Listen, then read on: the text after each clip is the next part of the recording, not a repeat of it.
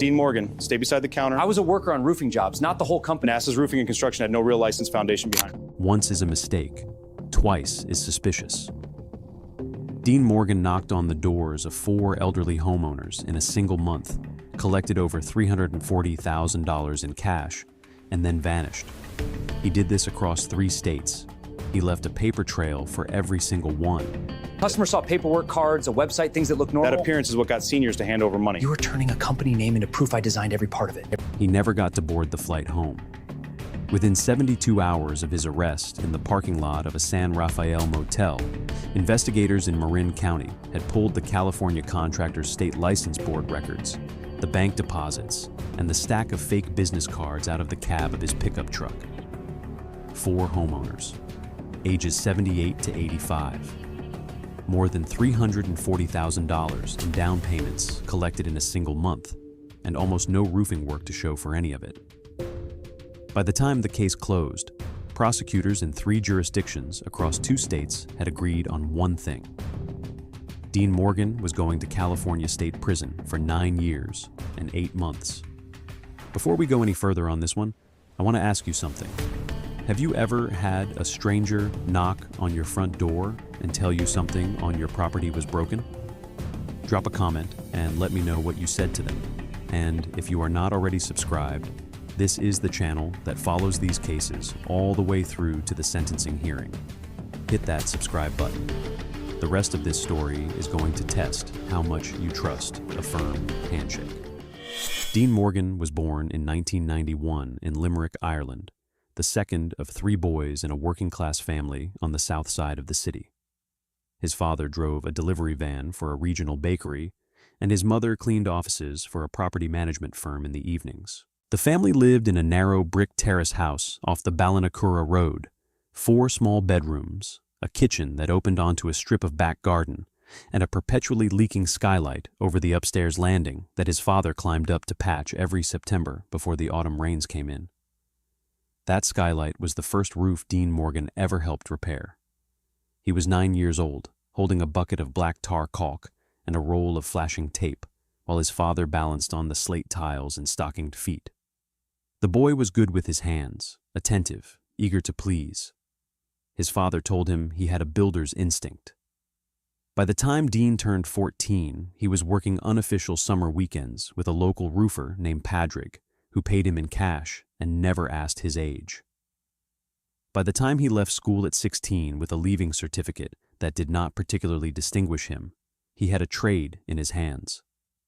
He apprenticed for almost 4 years with a Limerick roofing crew that handled slate restoration on the older Victorian homes in Castletroy and Corbally. The work was hard, and the money was steady. His foreman from those years remembered him as quiet, disciplined, willing to be the first man on a ladder in the morning and the last man off the roof in the evening. He could read a slate roof. He could read a flashing problem. By 22, he was running his own small crew on side jobs and putting his name on invoices. Then the Irish construction market shifted, and the work began to dry up. Limerick had not fully recovered from the 2008 financial collapse, and the residential roofing sector contracted hard between 2014 and 2017. Roofers who had spent their careers in the trade started taking jobs as drivers, security guards, and warehouse pickers. Dean Morgan held on longer than most. He kept the small crew going, took on jobs at margins that barely covered the materials, and started borrowing money from his older brother to keep the van running and the insurance paid. In 2021, a man Dean had grown up with in Limerick came back from a 6-month stretch in the United States and described what he had been doing. The work, he said, was easy. The money was extraordinary. He was working with a loose group of men who traveled around the western United States, knocking on doors and selling roofing repairs to elderly homeowners. The customers paid in full or close to it. The crew did a day or 2 of work, or no work at all, and then moved to the next county. The American homeowners, he said, were polite, trusting, and lived in houses worth $500,000 or more. Dean Morgan listened to that pitch for almost a year before he flew to San Francisco International Airport in the spring of 2023 on a tourist visa met up with a Livermore man named John McNamara, and started learning the trade he had not been taught in Ireland. California is the largest residential construction market in the United States. More than 280,000 licensed contractors operate in the state, regulated by the California Contractors State License Board, a state agency that maintains a public database of every licensed contractor and the trades each is authorized to perform. The system is straightforward. Before a homeowner signs a contract or hands over a deposit, the law expects them to take 30 seconds, go to the Contractor State License Board website, enter the company name or license number, and verify that the contractor exists, is current, is bonded, and is licensed for the work being proposed. The system, on paper, is robust. Every licensed roofing contractor in California has a C39 specialty classification on file. Every license shows the contractor's legal business name, the date the license was issued, the bond amount, any disciplinary history, and any unresolved complaints. The verification takes less than a minute. It is free. It works. In practice, the system depends on the homeowner choosing to use it, and the homeowners that organized roofing scammers target are the homeowners least likely to do so. California Business and Professions Code, Section 7159 sets a hard ceiling on what a contractor can collect as a down payment. The ceiling is $1,000 or 10% of the contract price, whichever is less. The statute exists for one reason. It exists because the entire history of home improvement fraud in this country runs on excessive front-end payments collected by contractors who then disappear before the work is performed. The legislature wrote the 10% rule to make that operational architecture illegal. But a homeowner who has never read California Business and Professions Code, Section 7159, does not know that the cap exists. A homeowner in her early 80s who has lived in the same house since 1972 and has never hired a roofer in her life does not know that the smiling young man at her front door with the printed business card and the Irish accent is asking her for 38 times the legal down payment limit. She knows the roof is old. She knows the man on her porch has a ladder on his truck and a clipboard in his hand. She knows her late husband would have wanted the roof taken care of. The license verification system existed. The down payment statute existed. Neither of them helped her because nobody had ever told her they were there. The Marin County operation ran across roughly 4 weeks in March of 2024. The crew Dean Morgan worked with had refined the method over the previous year of jobs in Sacramento County, the East Bay, and Colorado. They had a rhythm. They had props. They had a script. The fictitious company they presented was called Nash's Roofing and Construction. The name was chosen because it sounded ordinary, vaguely Irish or English, and did not appear in any obvious way on the Contractors State License Board database. They had professionally printed business cards on heavy stock with a phone number, a fictitious San Francisco address on Mission Street, and a website that consisted of 3 stock photo pages describing 20-plus years of family-owned roofing experience that did not exist. They had a printed invoice template with a logo, a customer information block, and a payment schedule. The papers looked exactly like the papers a legitimate roofing contractor would put in front of a homeowner. The first Marin County victim was an 81-year-old widow living in a single-story Eichler-style home in the unincorporated area south of San Rafael. The crew approached the house at approximately 10:45 in the morning on a Tuesday. 2 men in branded polo shirts knocked at the front door. They told her they had been doing work on a neighbor's roof 3 streets over and had noticed from the upper ladder that several of her ridge tiles were loose. They told her the next significant rain could cause water intrusion in her attic. They offered a complimentary inspection. She let them onto the property. 1 man climbed the ladder. The other stayed in the front yard with her and walked her through the photographs on his phone, photographs taken from someone else's roof in another county, photographs of damaged underlayment and lifted shingles that had nothing to do with her home. The diagnostic was delivered with confidence and concern. The repair was urgent, they said. They could begin the next morning. The contract she signed that afternoon called for a total job price of just over $96,000. The down payment was $60,000, payable that day by personal check, made out to Nash's Roofing and Construction. California law allowed them to collect $9,600. They collected 6 times that. She wrote the check. They cashed it the same afternoon at a check-cashing storefront in Oakland. The next morning, 2 men arrived at her house, set up a ladder, walked the ridge line for 90 minutes, removed and replaced approximately 14 ridge tiles, swept the gutters, and left. She would not see them or anyone associated with Nash's Roofing and Construction ever again. That was the rhythm. Knock, diagnose, contract, cash the check, return for a single morning of cosmetic work, vanish. Over the 4 weeks the crew operated in Marin County, they hit 4 homes in 4 different communities, all of them owned by homeowners between 78 and 85 years old. The total down payment value extracted across those 4 homes exceeded $340,000.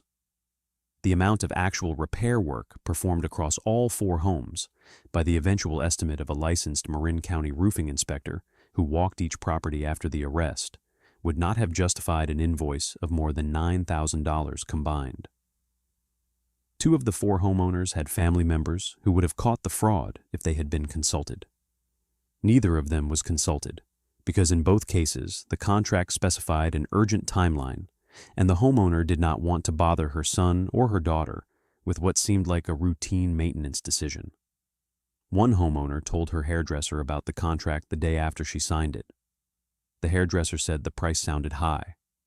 The homeowner mentioned the conversation to the next-door neighbor. The neighbor said her own roof had been done 2 years earlier and the price sounded high. None of those conversations escalated to a phone call to the contractor's license board, because none of those women had any reason to suspect that the company on the business card did not exist. I need you to stick with me for this next part. The investigation is where this case turned, and the way it turned is going to surprise you. If this video has been worth your time so far, the best thing you can do for this channel is hit subscribe and share it with one person who has an elderly parent or grandparent at home. These are the cases that mainstream news will not cover in this kind of detail. We will. The case did not unravel because of anything Dean Morgan or his crew did differently in Marin County. It unraveled because of a phone call from the daughter of the 3rd victim. The 3rd Marin County victim was an 84-year-old woman in Mill Valley, whose late husband had been a structural engineer for the California Department of Transportation. She had paid Nash's Roofing and Construction $110,000 on a contract for a complete tear-off and replacement of a slate roof on a 2-story craftsman home off Throckmorton Avenue. The crew had performed approximately 1 day of work, removed a section of slate near the chimney that was never replaced, and disappeared. Her daughter, who lived in Petaluma and worked as a paralegal at a small civil practice that handled construction defect litigation, drove down to visit on a Sunday and walked the property with her mother. She climbed the ladder herself, looked at the section of removed slate, looked at the bare underlayment exposed to the elements, and asked her mother for the contractor's name. Her mother handed her the business card. The daughter sat in her mother's kitchen and ran the contractor's state license board search on her phone. Nash's Roofing and Construction did not exist. She called the phone number on the business card. The phone rang 4 times and went to a generic voicemail that did not identify any business name. She drove to the address listed on the invoice, a building on Mission Street in San Francisco, the following morning. The address was a UPS store mailbox. She filed a complaint with the Marin County District Attorney's Office that afternoon. The complaint was assigned to an investigator in the office's Elder Fraud Unit, a former San Francisco police detective named Eleanor Pham, who had spent the previous decade working roofing and driveway resurfacing scams targeting seniors across the Bay Area. Pham pulled the daughter's complaint, ran the company name through a regional fraud intelligence database, and got a hit within 30 minutes. Nash's Roofing and Construction had been flagged twice in the previous year by investigators in Sacramento County and once by a detective in Boulder, Colorado. The descriptions of the operational pattern matched almost word for word: uninvited approach, urgent repair claim, excessive down payment, cosmetic work, disappearance. Pham started making phone calls. By the end of the week, she had a working group that included investigators in 3 counties and 2 states, and a tentative working theory that the same crew that had operated in Boulder County in 2023 had been operating in Sacramento County in the late summer and was now operating in Marin County. The investigation that followed ran for approximately 6 weeks before the arrest. It was the kind of investigation that home improvement fraud cases rarely receive, because home improvement fraud cases are usually treated as small-dollar civil matters that fall between the cracks of jurisdictional priority lists. This one did not fall between the cracks because Pham would not let it. She pulled the bank records first. Nash's Roofing and Construction had no business bank account. The down payment checks had been cashed at check-cashing storefronts in Oakland, Hayward, and Sacramento, and the cash had moved into a series of personal accounts. 2 of those accounts were in the name of John McNamara of Livermore, California, a 41-year-old man with a prior conviction for grand theft in Alameda County in 2017. One of those accounts was in the name of Dean Morgan, with a mailing address in Limerick, Ireland. She pulled the cell site data.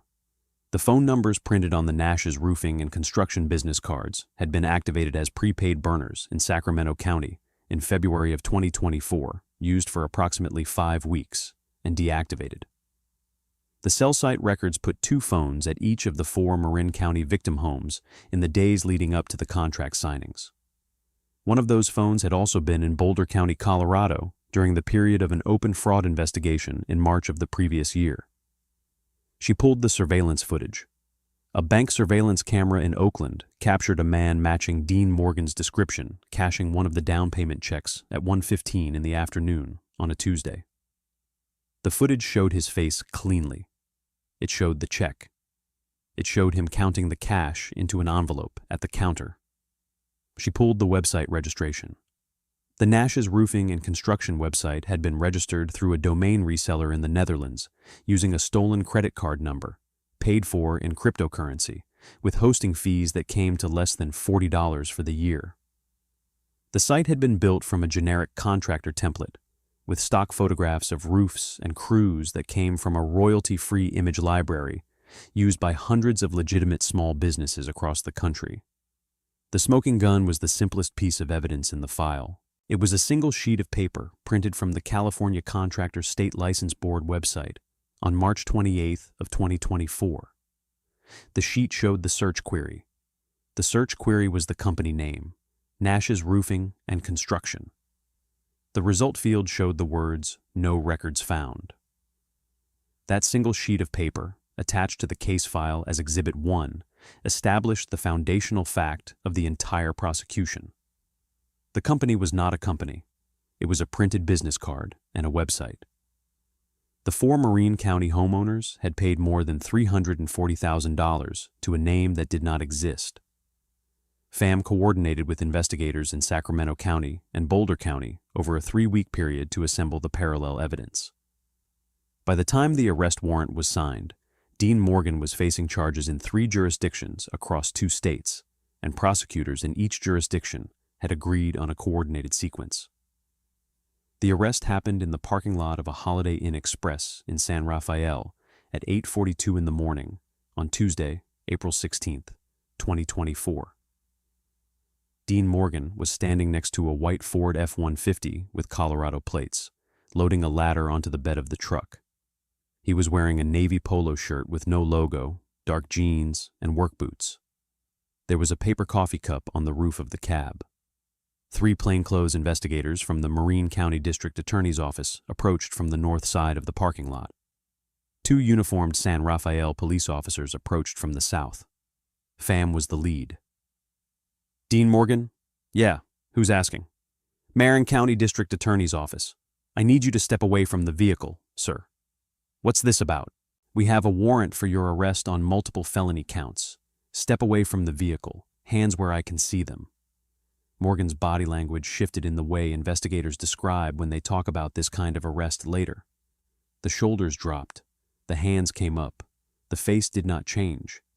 He had been expecting a moment like this one for a long time, and when it arrived, he received it the way a man receives a piece of news he has already rehearsed in his head. Am I being arrested for the marine work? We will discuss that at the station, sir. I want a solicitor.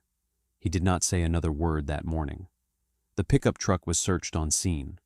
Inside the cab, investigators recovered a stack of Nash's roofing and construction business cards bound with a rubber band, a printed invoice book with 3 completed contract pages still in the carbon, 2 prepaid cell phones, a manila envelope containing approximately $11,000 in cash, and a printed boarding pass for a flight from San Francisco International Airport to Dublin, departing the following Saturday. The Marin County District Attorney, Lori Fragoli, charged Dean Morgan in May of 2024 with 1 count of burglary and multiple felony counts of grand theft by false pretenses under California Penal Code, Section 484. The complaint alleged conduct against 4 named victims and an aggregate loss exceeding $340,000. Co-defendant John McNamara of Livermore was charged separately in the same operation. Morgan's defense attorney was a San Rafael criminal defense lawyer named Bridget Connell, who had previously represented foreign nationals on theft and fraud cases involving the Bay Area Irish expatriate community. Her opening posture was a negotiated plea. The evidence file was unwinnable. The bank records, the cell site data, the surveillance footage, the license board search printout, and the recovered business cards in the truck cab combined into the kind of file that does not go to trial. Connell told her client at their first meeting that the only meaningful decision in front of him was whether to plead in Marin County alone or to take a global resolution that included the open Sacramento County case and the existing Colorado conviction. He took the global resolution. In Boulder County, Colorado, Morgan had already been convicted in March of 2025 for a parallel roofing scam involving 3 elderly victims and approximately $120,000 in losses. That sentence was consecutive. In Sacramento County, prosecutors negotiated a plea to 2 counts of grand theft by false pretenses with a stipulated additional term. That sentence was also consecutive. The Marin County sentencing hearing was held on February 20th of 2026 in front of Judge Andrew Sweet of the Marin County Superior Court. 3 of the 4 Marin County victims provided written victim impact statements. The 4th had passed away in November of the previous year, 8 months after the fraud, of causes unrelated to the case. Her daughter read a statement on her behalf. The daughter's statement was the one that the courtroom remembered. My mother was 84 years old when this man knocked on her door. She believed him because he was polite, and because he had a printed business card, and because he sounded like the kind of person who would not lie. She did not have many years left, and she knew that. She wanted the roof taken care of so that the house she had lived in for 51 years would still be standing for her grandchildren. She gave him $110,000.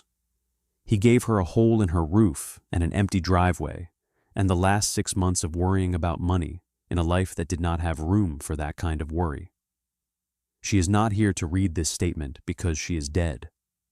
I am here to read it for her, and I want you to look at the man on the other side of this room while I read it. Judge Sweet's sentencing statement ran roughly 4 minutes. He addressed the elder targeting dimension directly.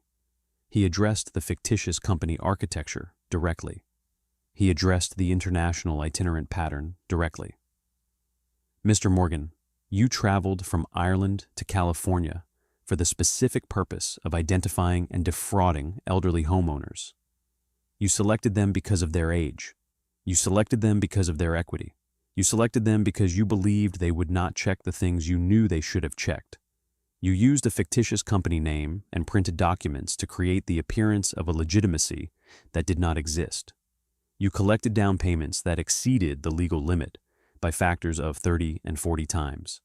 And then you disappeared with the intention of disappearing internationally if you had not been arrested.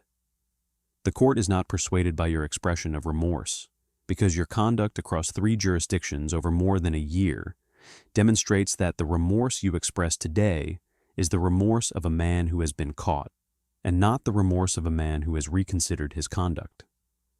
The sentence the court imposes today reflects that distinction. The Marin County sentence was 3 years and 8 months in California State Prison. consecutive to the Colorado conviction, consecutive to the Sacramento County conviction. Total custodial term, 9 years and 8 months. Morgan was remanded immediately to the custody of the California Department of Corrections and Rehabilitation, processed through North Kern State Prison in Delano, and is currently serving the California portion of his sentence at the California Substance Abuse Treatment Facility in Corcoran, a low to moderate security state institution, roughly 200 miles south of the courtrooms where his case was heard. His earliest projected release date is 2033. The Contractors State License Board added the name Nash's Roofing and Construction to its public list of fraudulent unlicensed entities. The Marin County District Attorney's Office has since used the case in senior protection messaging across the Bay Area.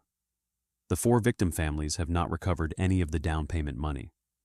This case was hard to sit with, but the case on your screen right now is one I almost did not cover because the details are even worse.